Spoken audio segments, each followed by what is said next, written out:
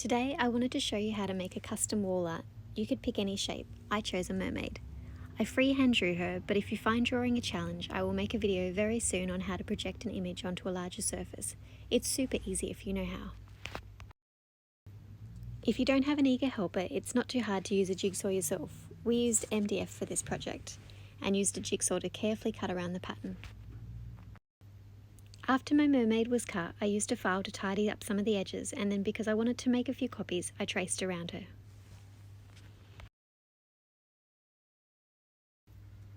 I then used some old house paint undercoat and rolled 2 coats on all her surfaces.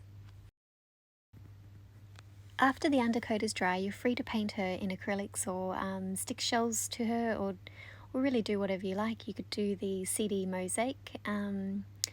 I chose to do a little underwater mermaid scene, but I'd also like to do another one, I think, with a sunrise.